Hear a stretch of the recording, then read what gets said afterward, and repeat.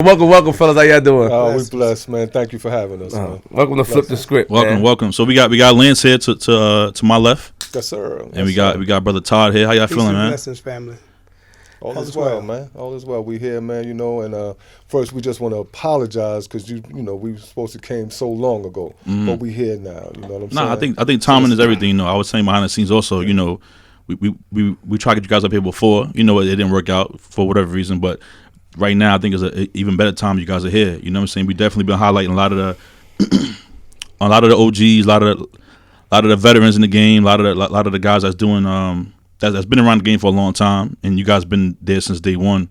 You know what I'm saying? Represent Queens, and you guys' story, is definitely one that we want to hear. I want to hear also. I mean, you guys watch me grow up, but I want to hear the story from you guys. We never sat down and spoke about your story from your mouths. You know what I'm saying? So I'm intrigued today and happy to have you guys here today on the couch and talk to y'all.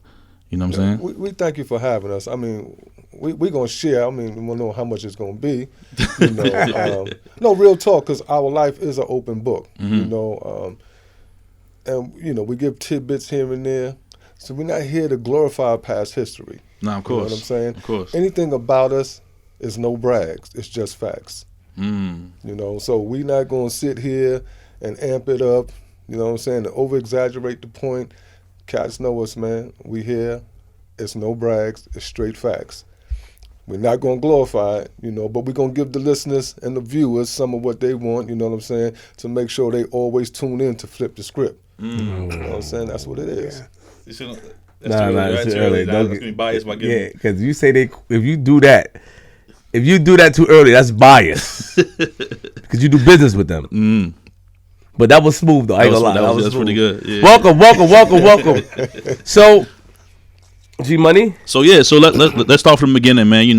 Like I said, you guys watched me grow up. So I want to hear the story from you guys growing up now. All right, so we give it to you from the beginning, man, right? Because a lot of people haven't really heard the beginning, but, as educators, we're in schools doing a lot of different things. We're in Rikers Island, so we share that beginning, and so for cats that don't know, we was introduced to that street life at the tender ages of 11, 12, and 13.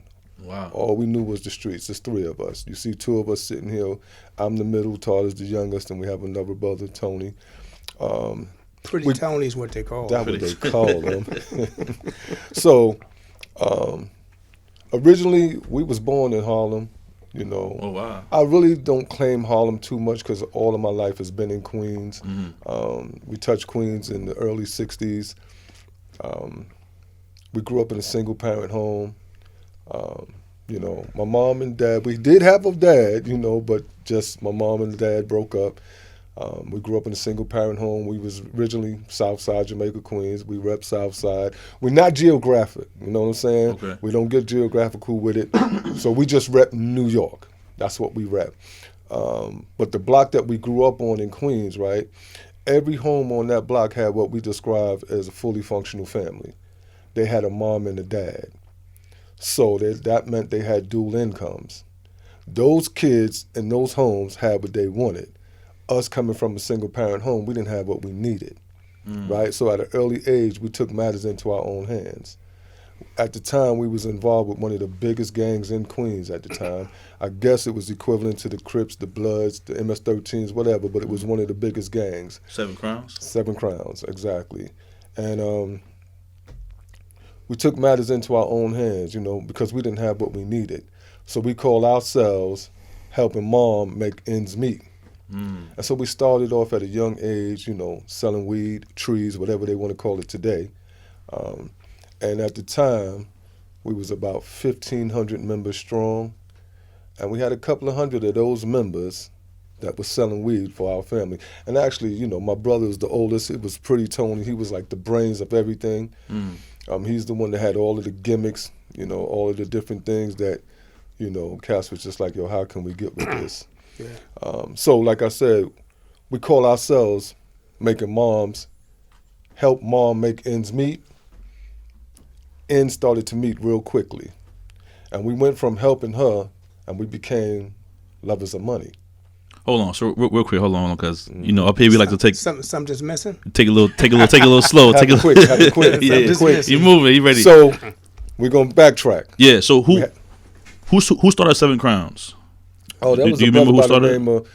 Well, actually, the Seven Crowns originated from out of the Bronx, right? By a brother named Godfather. Mm-hmm.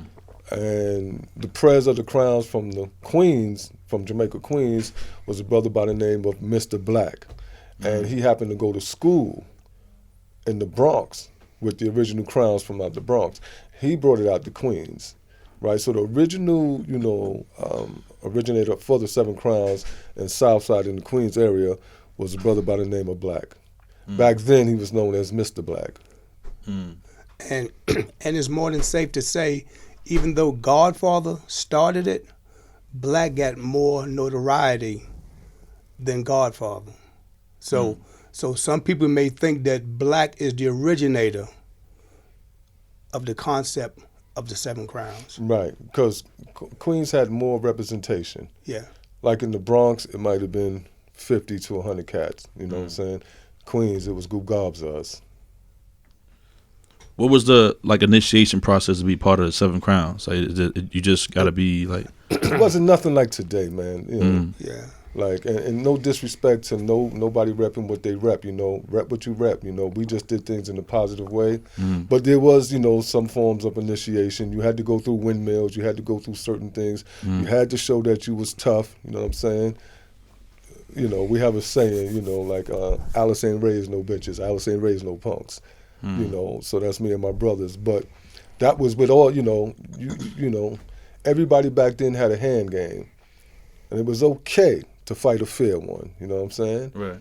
You took your lumps, you come back the next day and you fight, you know what I'm saying? And it was community fights, it was neighborhoods, Back then when the Seven Crowns was originated, racism was at an all-time high back then. Definitely. And it was out in the open. So really it was created, and when you look at the history of a lot of different gangs, it was created to bring some type of stability and protection to the community and folks of color. That's why it was originally started and originated. Because where we lived, to go shopping or food shopping, we had to go on the other side of the bridge. When you quickly went from one side of Jamaica, now you're in Richmond Hill, right. You know what I'm saying? That was predominantly white. And so just to go shopping, we had to fight to come back over. So things were started like that. I have a question. Sure. Tell us about your dad. So, people kind of look at me and my brothers and they say, man, what the hell happened to y'all? Because on my mother's side of the family, they're all educators. On my father's side of the family, they were all law enforcement. Yeah, so people kind of look at us and say, well, man, what happened? Something didn't rub off, So, my dad and my mom, they went through their, thing, they went through their separation. He was, in our life, but at a distance. He was always around. He just stayed in Harlem. We was in Queens. And, back then, other boroughs looked at Queens and perceived us to be the desert. And they thought it was Queens, but they had a rude awakening. Oh. There wasn't nothing soft about Queens at all. That's a fact. So you guys, back in the days, and how many of you lived in the house? 4 of us, my 3 brothers and my mother. Then sometimes, our cousins, we didn't grow up like cousins. We all grew up like brothers and sisters. So at any given time, it could have been 7 of us in the house. But the majority of the time, it was just 4 of us. And do you guys remember, so you said that single parent home. And which is no excuse. No excuse. Can you elaborate on that, please? Because when you determine single parent, and Lance may mention that we took matters in our own hands as far as helping moms make ends meet to take care of the household and us, it's not an excuse, because we could all sit back and point our fingers in reference to the hand that was dealt to us. But we also know people who were much older than us that played a good hand, became somebody productive in the community and even in the world. So that drug life, it was a choice. Knowingly and willingly. We made that choice. We made the choice, and even though we really couldn't foresee the trials and tribulations that was to come with it, somewhere in the back of our psyche, we knew that somewhere along the line, something's going to happen. Like, No Edition said, sunny days. Everybody loved them. But when that total eclipse and that rain come, can you stand the rain? Right. And I can safely say, for the Feurtado brothers, it wasn't no rainstorm that was that strong that could break us, meaning we stood strong through the good, the bad, and indifference. Yeah. So you're saying that you guys, at a young age, you guys did see other opportunities to do something? Not necessarily. Stop the presses. Lance could have been the ball player. Period. Cut and dry. I was a musician also. But the thing is, right, like subliminally, things were planted, right, into your mind. And, for minorities growing up, black, brown, growing up in the area, the dream was to have your own house with that white picket fence and your car in front. But back then, there was no such thing as rap. So cats wasn't making millions of dollars rapping. NBA players was not making millions of dollars. Right. Our leaders, our entrepreneurs, our scholars, our theologians, right? They wasn't CEOs. They wasn't, executive directors. They wasn't in charge of their own. Matter of fact, they were our teachers.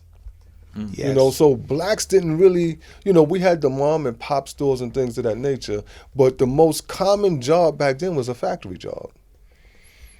So you guys are young.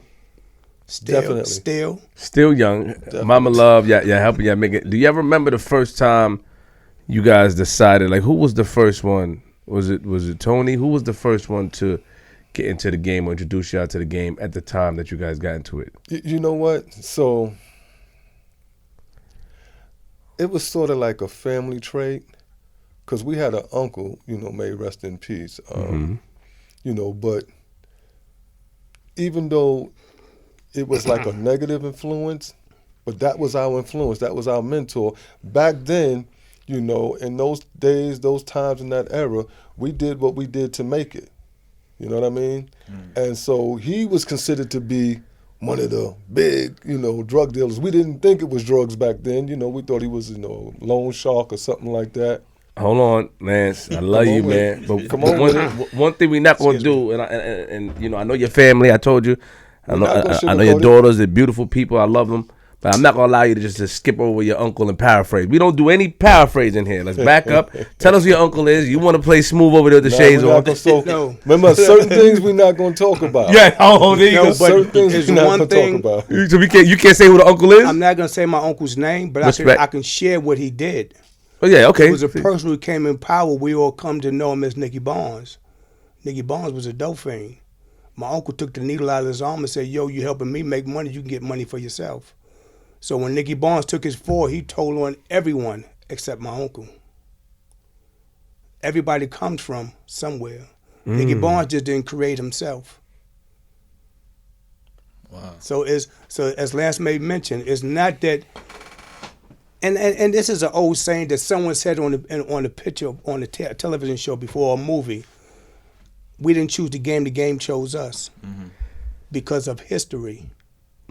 And then, even though Lance doesn't claim Harlem, it's Harlem blood.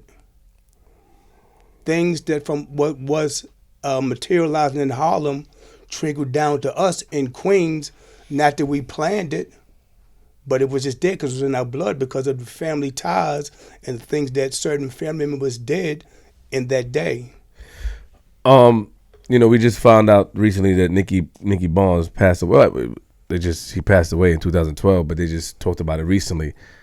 But that's an interesting thing. I mean, I heard that he was a dope fiend, and I definitely appreciate your message. I'm not going over the message. I think that the message is great.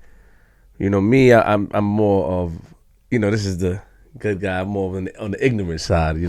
That's what thrills me. Smart. No, because I want to know, like, how do you guys know that story? Your uncle told you that he took the needle out of Nicky Barnes. I heard he was a dope fiend. Yeah. But your uncle told you this story? Well, I'm going to say it's impossible for us to fabricate. So we will only speak about facts. Oh. Because we said that to you. Anything about us is no brags, it's just facts. Yeah, and then one thing we understand, there's no future in front. And so we sit here and speak lies into the atmosphere. We're doing ourselves an injustice because of the following that we have in the good that we're doing. And so you also got to keep in mind, it's only but so much that we're going to share. You know what I'm saying? And I'm keeping it 100 for the viewers because, you know what I'm saying, I got love for Flip the Script. You know what I'm saying? And I got love for what y'all doing, man. We highly respect it. But we know people been trying to get our life story. We know this is a $30 million story and more. You know what I'm saying? So we're not just going to sit and freely give it away. Oh. And this is not an indictment. This is not an indictment at all. But your viewers will get some. Towards you, brother, because we love you. But if you don't tell all, you keep people wondering and guessing. But if you give AOL, then somebody will tell your story before you could tell it because they think they know it all, traveling in the form of the assumption. So we're going to give you some. SOME. Okay, so all right, so yeah, ping pong. All right, I got you. So all right, so Uncle was somebody to revere and look up to. Definitely. Yes. And a lot of people may know who Uncle is, so I guess we'll find out later on because I'm gonna find out now. I tell you off the air. Yeah. Okay, so Uncle was popping though. So what did you guys see Uncle do that made you say I want to get money with Uncle? It's what the average kid sees when he see a drug dealer standing on the corner. He see him with the fly cars. He see him with his pockets is on swole. All of the women is chasing behind him. He's fly. He's dressed nice and everything. And you saying, damn, I want that too. Because you can't get that working a factory job because back then, minimum wage was $1.75 or $1.65. Wow. So what are you going to get? Exactly. And to put this out, without saying his name, of course, he was driving Mercedes when only white people drove Mercedes. That's volumes. That speaks volumes on who he was. Yeah. So, did you guys go to him and say you want to get money, or he because usually uncles don't put or older people. Well, I don't know. Let me not say that, but usually they don't want the younger to go down there. You know what it was? It's not that Lance, Tony, or myself sat down and came up with this magnificent plan that we're going to get into the drug game. It just happened. It just happened because of circumstances. And once we went into the game, of course, Unc and others said, "Hey, be mindful of X, Y, and Z, because if you bypass the Y is a very important letter, and Y is always a question that's not only seldom asked but always asked. So if you pass the Y, you're headed for destruction. Always check yourself before things." You like that? You wreck yourself. I'm listening. I mean, you talk a good one. I can see you talk a good one, man. I can see how you got some of the senators and people on your side, man. You talk a good one, man. And the representation. I see. I'm looking at things. But you know what? The thing about us, we really don't do too much talking. We allow our actions to speak louder than our words. I don't like that, G. No, but that's important. So you heard Todd say, right? Y'all like to keep it real, flip the script, right? Fact. We like to keep it real. Real recognizes real. We don't front because we don't know how to front. And that's real talk. And this is very important, right? See, I could sit here all day and tell you who I am. That's my hand patting myself on the back. But if somebody else tell you who we are, then you know it's validity to it. Yeah, and that's what it's not what we said, it's what they said. And that's normally the story with the Feurtados. Like everything about us is documented. And it ain't just documented in all of the street magazines from Fed and Don Diva and Felon and all these different magazines. No, it's in the law books. It's documented. Yeah, and our favorite word is, this is what the feds said. This is what they said. So if they say it, you know what I'm saying? So, we don't want to flip the script on y'all, though. Come on. I'm listening. I'm going to let y'all talk. I'm going to let y'all forget. So speaking of the law and stuff, did you guys change some kind of law back in your time too, right? Yeah. Not to fast forward through, we're gonna get back. We're gonna get back to the. We can go back and forth. Okay, man. cool. But I forgot what it was. But I heard you guys change some kind of law in the jail system or some kind of way. Right. So before we do forward, I'm gonna give you something. What I say about time when you're having good conversation. Let's keep it moving. There's no time barrier right now. Okay. Ooh, see, and he just opened it up for you. He just opened it up. So go back and come back to that later on. No. What you want to do? We could talk about that. We riding in your car. We going back and forth, man. I'm in a Honda Civic now. So the law we put in place is a supervised release issue, right? And the way it was originally structured, right? Supervised release could be a life-threatening situation. Because you can come home from federal prison, you can be on 5 years supervised release. You could be home for 4 years, and you can violate on that 4th year. And that judge could put you back in the jail up to 5 years. And when you come home again, you start the whole 5 years over. And that can continuously happen. For the rest of your life. For the rest of your life. So it becomes a life-threatening situation. So what we had a hearing on it, and we said that, brought it up to the judge like, listen, that is a life-threatening situation. And the issue, kind of went in our way, in our favor. Yeah. And set precedents. And it's a double sentence. Because it's double jeopardy, really. What happens in court is documented. So just like, let's just say, for instance, without anything being told, y'all just tired of the fight. So you say, hey, instead of me trying to give you 100 years, take this 17 years. I'll give me 17 years. So when you sign on that paper, nothing that's not on that paper does not exist. Supervised release come after that paper. With that paper is a binding contract in the court of law. So when they ask supervised release, they broke the contract. That's illegal. So now whoever wants to preserve their rights, they can go to F.D.S, Book 191, page 420, and read Feurtado versus the U.S., and it will help them. It's called The Keys to Justice. Wow. So, that's, listen. Yeah. Please, let's not show off here. Let's not show off. No. Remember, we said no brags, just facts. And then the thing is, no brags, I'm glad facts. that we shared that, because there's a lot of people going through that situation today because they're afraid of the 100 years and they give up the fight. But when you give up the fight, you give up your rights. And see, in order you to pertain your rights, you challenge the sentence. Once you challenge the sentence, that opens the doors to the courtroom back open for you. A lot of people don't realize that. And then that allows you to fight certain issues that you had a hard time getting in court. And so one of the reasons why we took that stand, we lovers of people. We love our people. Not just ourselves. We love everybody, our people, right? And we don't want to see nobody sell their soul. You know what I mean by that? So, exactly. We made our choices knowingly and willingly, right? And so we hold that water. That's us. Right. We didn't compromise ourselves. We didn't sell out. We were facing 3 life sentences. You know what I mean? And, I say sometimes, like, we're not supposed to be here because we were facing 3 life sentences. But in retrospect, we're supposed to be here. Because God had a plan and a purpose for our life. We just didn't know it. That's you powerful words. Let's back up a little bit now. Come on back.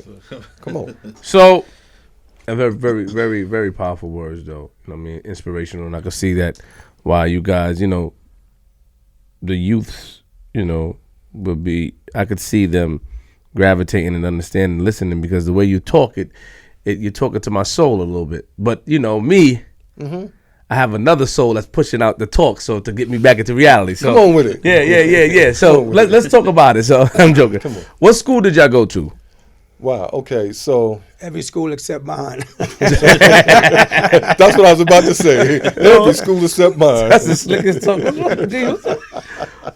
man. They got one more, man. Yo, I'm telling you. So we public school. We went to PS 50. Okay. Right. That was located right off of Liberty Avenue and Sufton Boulevard, kind of, sort of, right there. And junior high school, we went to IS 72. I went to 72. Right? And then from there, I went to Bayside High, so I went to Cardozo. But we went up to the school. We went to everybody else's school. I went to John Brown. I went to Jackson. I went to Springfield. You know what I'm saying? I went to John Adams. And see, one of the things, and I'm glad we're touching on that, because I will openly and freely say, the reason why myself was making moves like that, because I thought I knew it all. And anytime you think that you're in a position that you know it all, that's a recipe for disaster. And that's exactly what happened, and I'm quite sure we'll tap in on that also, because that's a very big, major part of our lives, which was being incarcerated, because we was caught up in the spear of me, myself, and I.